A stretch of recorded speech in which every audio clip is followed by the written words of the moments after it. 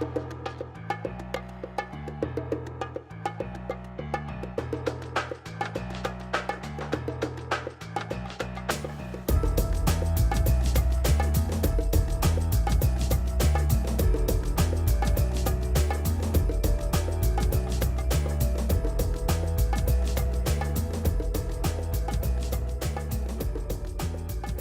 there, Catherine Temple here from Go Campbell River in conversation with the Campbell River Bike Park Society. We have with us today, we have Wendy Ravai and Beth, am I going to say this right? Pechter.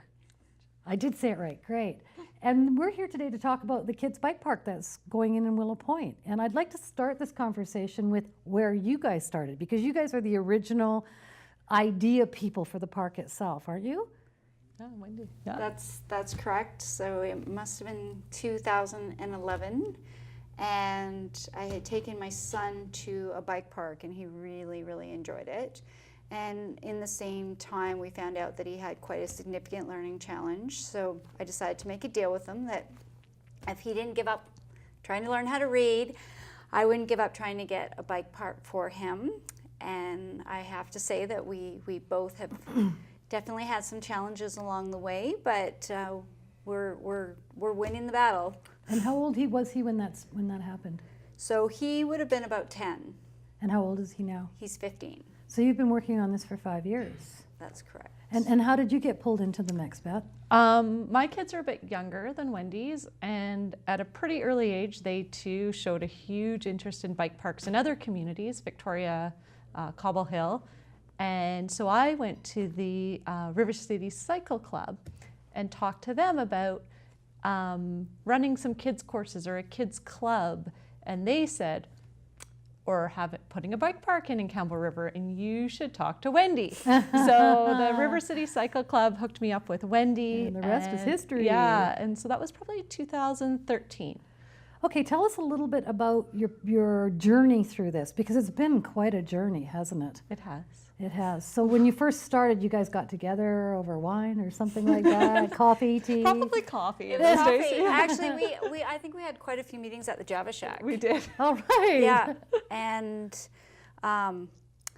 the biggest challenge with the bike park was the location. Yeah.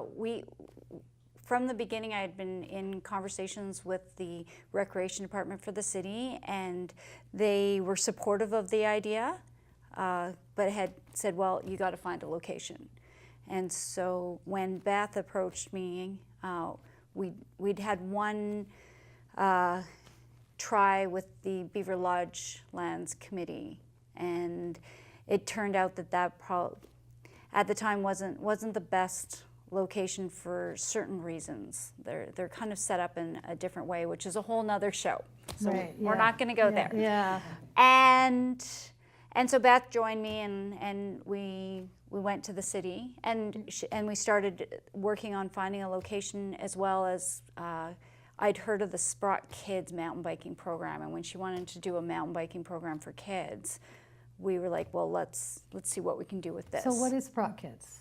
Okay. Tell me about Sprott Kids. So Sprott Kids, we started here in Campbell River in 2014, and it's a program, an after-school mountain biking program that was designed by Doug Detweiler in Seashelt, Gibson's area on the Sunshine Coast. He was a teacher there and really saw a need for sports that were more inclusive. It didn't have kids sitting on the bench. Everybody got to participate, self-confidence type courses. So he, as a teacher, developed a curriculum, and that curriculum is taught to instructors and delivered throughout 20 countries now. Oh, neat. So he travels all over the world instructing instructors. And how old do the kids have to be into the program? Well, he originally designed it for middle school and high school. But because my kids were younger, offering it here in Campbell River, we had a good chat with the community, and we really saw a need to start working with the kids when they were younger. These days, kids are coming off balance bikes, going straight to pedal bikes at age 3, 4, 5. Wow, 3-year-olds? Oh yeah, and really, why not teach them some core skills? Why not get them developing good habits, respect for the trails? learning how to ride properly and safely early on. And bike maintenance also, isn't it? Yeah, with the little kids we do less bike maintenance, but certainly with the older kids there is quite a component on bike maintenance. Throughout there's a focus on safety, on responsible trail use, respecting multi-use trails, supporting each other. Yeah. When you ride as a group, nobody gets left behind. Yeah. That I was sort of actually down at the Sprott Kids once a couple of years ago doing pictures for you guys, and one thing I noted was how many kids there were there. Yeah. So is the program going well? It really is. In the very first year, we worked with the city. The registration takes place through the city, and we opened it up to 48 students, and the city took care of the registration, and we contracted to them as the Bike Park Society. We had at that first year, I think, 9 trained volunteers. Oh, excellent. All the instructors are volunteers donating their time, and all the proceeds go to the Bike Park Society. And we had 48 in year 1. We're in year 4 this year, and we have 64. And I think there were about 25 on the wait list this year that we could not Wow. accommodate. And our limit is trained instructors. Isn't that interesting? Yeah. So the Sprott kids are learning how to ride. Now the idea behind the bike park is to give them a place to learn and teach those skills, Yeah. right? So let's talk a little bit about the bike park. What's your favorite thing about the bike park? You guys have got it designed, right? It's already been designed, is that correct? Yeah, we've had, once we found the location, so we worked really hard with the city and we reviewed a lot of different locations, and we ended up getting in contact with the designer from the Coast Gravity Park in Seashelt. They were new, they were doing something new, and they came over and helped us look at locations. And once we had the location selected, so we have an area at the Sportsplex now that was approved by City Council, and they came over and made a design for us. And we've taken the space that we have and really maximized its potential, and it's just, the best part is that there's so many different features with the park that it can be used by so many different levels at the same time. And I think that the biggest word that we can say, or a couple words, it's inclusive, it's progressive, it allows for riders to develop their skills in a safe environment, but it also allows for riders of different ability to ride in the same environment together. And they don't have to be at the same level. Does that mean like the kids can ride with their dads or their mums? And that's the hugest idea behind this, is that as a mom, we have kids and they're at different ability levels. And to try to take them on a trail ride, you really struggle because somebody's always being left behind, and they're whining. And because it's right at the Sportsplex, you've also got access to Beaver Lodge right there too, don't you? We do. Yeah. And we also have the parents whose kids love riding their bike have another child who doesn't love riding their bike. The Sportsplex is another great location because you could have one kid at the bike park, one kid at the skate park, or you could have little kids at the water park and older kids at the bike park. We think it's really great for allowing families the flexibility to be outdoors and to have diversity within their experience. Okay, so you've been working at this obviously for 5 years. Where are you now? Where are we now? We don't know where we are. Well, we've gotten to a really amazing place, actually. We are in the project development world. We're at a stage called shovel ready. Oh. So this is really, it's an important stage because what we've done is we've completed the design, we've completed the assessments, and it's really interesting because I don't know if the public realizes how much work goes in to developing a piece of land for a bike park. So We've been really fortunate because we've had some really great professionals and organizations within the community that have supported us and donated their time and energy to help this happen. And we'd like to acknowledge some of them through this discussion that we're having with you. The first being the strategic group. They had some designers that do computer modeling that actually helped take the conceptual plan. They made the conceptual plan into a planimetric or a flat drawing, and they created it into a 3D dimensional drawings. Oh, neat. So that you could see, well, what would it look like from the street? What would it look like from different angles? What's the feel of the park gonna be? And they put some blood, sweat, and tears into that. They were worried about, like, is the post office box right? Did I get this grass right?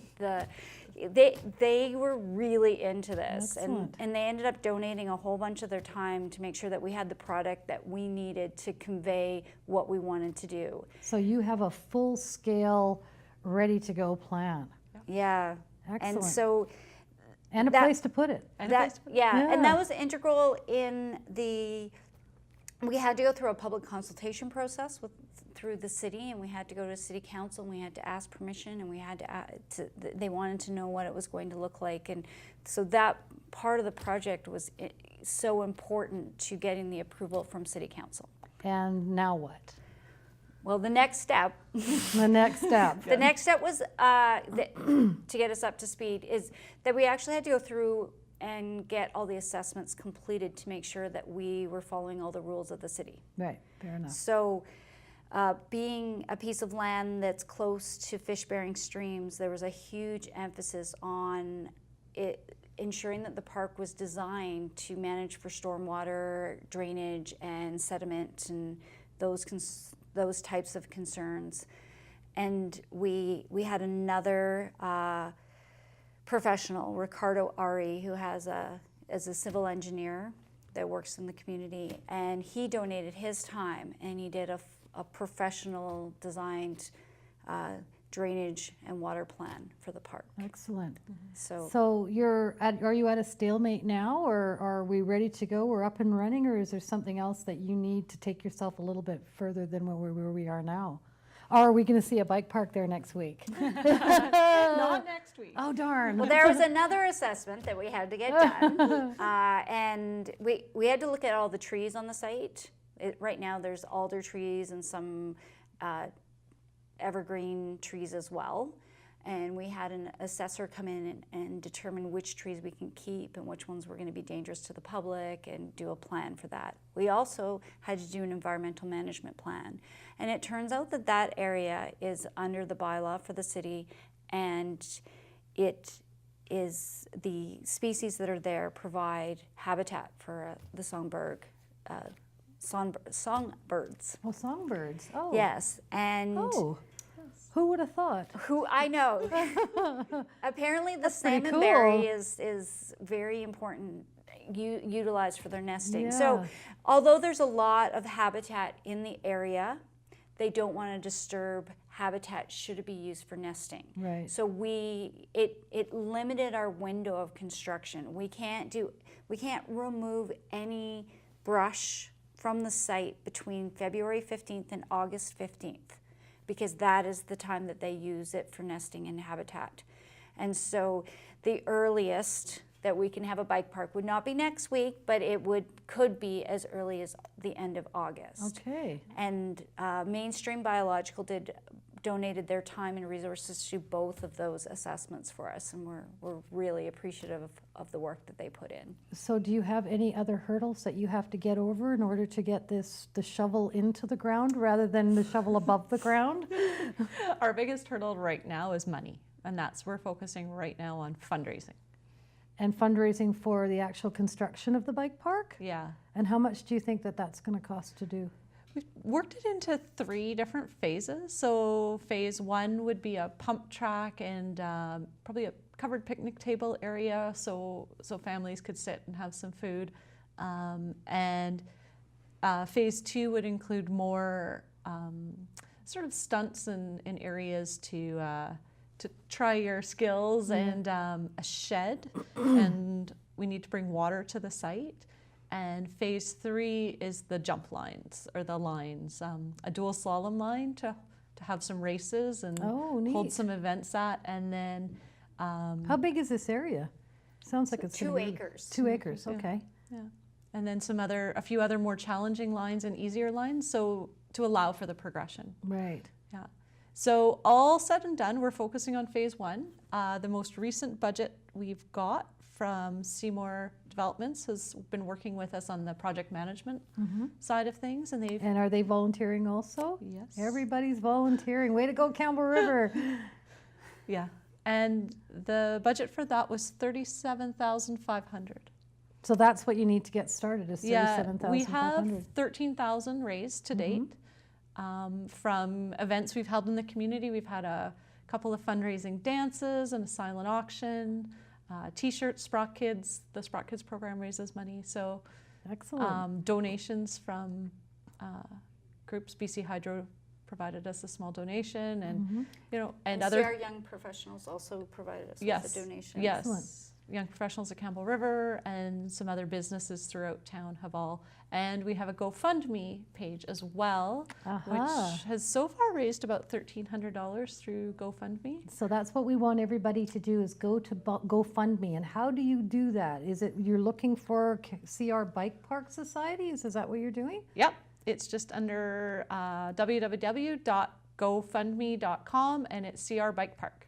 So, and that could help us get past phase 1, Yep, which means that you can go and construct phase 1 now. So it's www.gofundme.com .com, and then CR Bike Society, CR Bike Park. Yep. CR Bike Park. Yep. So everybody go there and throw $20 in, or $100, or a couple of Whatever you can. $1,000, Whatever you- yeah, you can. Get this exactly. bike park built. Yeah. So phase 1 is 37,000. 37,000. So that gets built. Say it gets built tomorrow. How long would it take for phase 2 to get going? It all depends on the funds. So let's say the money's there. How much would that cost to do that part? Do you remember that? It was It's probably another 25 to 30,000 for the next phase. The last phase is the most expensive phase because it also requires the most amount of landscaping and alteration of the environment. So all in all, initial very ballparky is $300,000 for the whole, For its entirety. for its entirety. And then the other thing that we have to focus on is making sure that we have some money to maintain the bike park.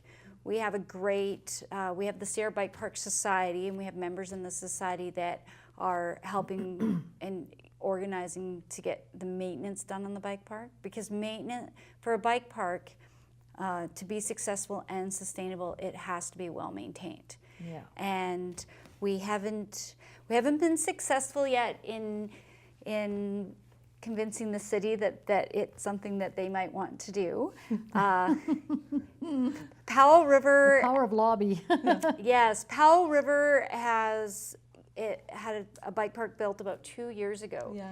And so far it's been extremely successful.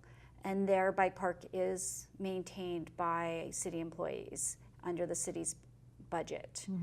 We submitted a budget to the city, but we're unsuccessful this year. So which is just, they do it year by year. And so hopefully as we get the bike park built and the community uses the park, the city will realize how important it is. But we will, in our commitment to having this done and what we believe is a important amenity for our community, we're working together to try to volunteer and raise money to make sure that the maintenance can be done. Can go forward. Now these bike parks are popping up all over the province. Yeah. Well, even more than the province. I mean, this is good for kids, no matter which way you look at it. I wish that I had had the facility when I was learning to ride, but then again, I'm not too old to relearn. No. So, I know I would feel so silly, but it sounds like fun. That's the great thing about a bike park as a recreational facility for a community, is that it's really ageless. It is. It's not about, I think that some people think a bike park is more about, teenage boys. Yeah, that's what first thing that comes to mind is a bunch of 14-year-olds doing big jumps, right? And I mean, there is a little bit of that, Yeah. but there's opportunities for every age and every level, and people, being adults, Beth and I are at that adult stage as well. It's a place that we can go. Yeah. We have a local instructor in town who instructs for a group out of Whistler, Right. and to have she's super supportive of this resource in order to be able to bring her teaching skills to the community in a much more supportive and safe and structured way. Because you can take what you've got in terms of that facility and you can build on that to invite people from other communities to come in and participate in learning programs for kids, adults, whatever. It doesn't really matter, does it? You can have all kinds of tournaments and Yeah. wow, I never thought of that. It actually becomes part of the tourism attraction of Campbell River. So many people come to Campbell River for, well, it's Everything. I think that Campbell River is one of the most spectacularly beautiful places probably in the world, between the ocean, the forests, the mountains. I mean, we live in a beautiful place. And to have one more thing that people can come here and do with their families, it just makes it more and more of an attractive place to come and spend time and allow the rest of the world to experience what we get to experience every day. Aren't we lucky, eh? So if you had one dream to complete this bike park, what would it be? Each don't listen to her, let Beth talk first, because we know you've got something going. So what would be your dream first?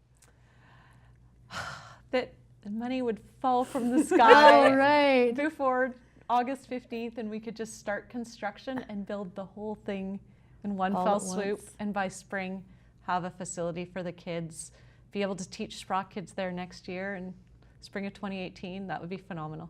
Right on. Yeah. And Wendy, what about you? Oh, very similar. I would be overjoyed to be able to get all the money in one lot and be able to build the whole park at once and give our community such an amazing resource.